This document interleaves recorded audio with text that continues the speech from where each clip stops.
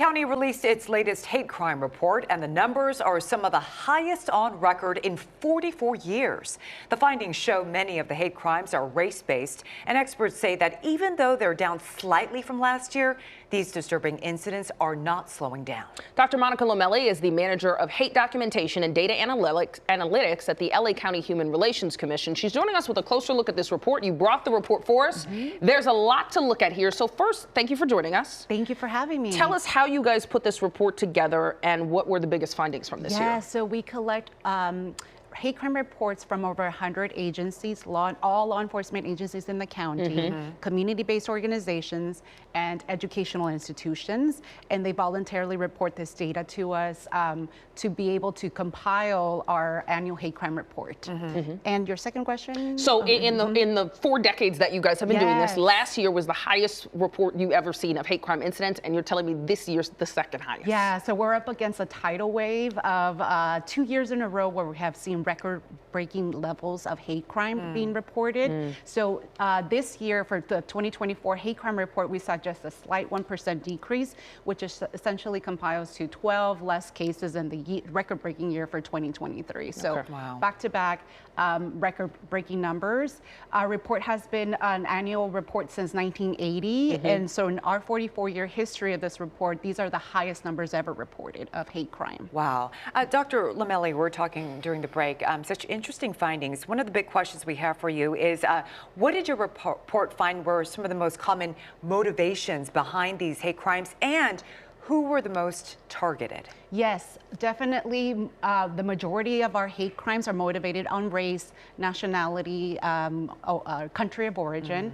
So what we see over and over, a very sad statistic, is that 51% in the year 2024, 51% of our hate crime victims were African Americans. So this number is actually the highest ever. So it actually tops our number from last year. So that is a staggering statistic that we're up against in LA County, that a lot of hate crimes affect our African American population. Is there a reason? Can you track why? In today's day and time, can you track why that is? We can do so when we look at the social aspects, right, of anti-Blackness in our country, in our society. It's really, really just part of our culture, part of our history, right? Anti-Blackness has always been around, and it's not just something that is in the African American community. We see that through colorism, right, and anti-dark skin and other cultures as well. So that is really at the root of the cause. It's so much. It's a historical.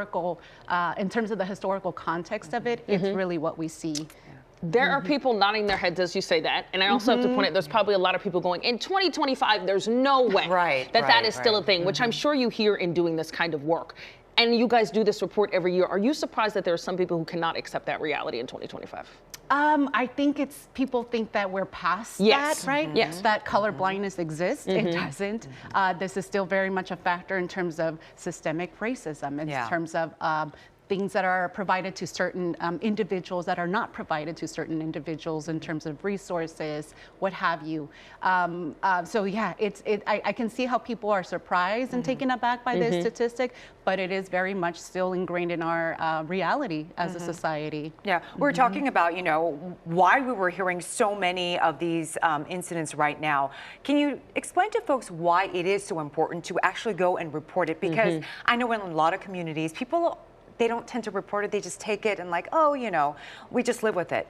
Why is it important to report what happens? Yes. So the good thing about why we're also encouraging people to report is that traditionally folks in communities who have been afraid to report to law enforcement are now turning to our community-based reporting system through 211, through our program within our commission, LA versus Hate. So this is why we're seeing an increase as well. Those communities that were afraid to report for various reasons are now becoming more liberated and informed about reporting, right? So one of the many reasons why we need folks to report hate crime is because if these lived experiences are not documented, the resources, the programs that come from government funding, like LA County, our Board of Supervisors, the motions, the programs that are created, these resources and this money needs to be funded and funneled into those communities most affected. Absolutely. Oh my goodness, there's so much to go through here. Yes. I know another alarming finding is there's an increase in hate crimes in schools, but we are out of time. Dr. Lomeli, thank you so much for being with us. We'll encourage everyone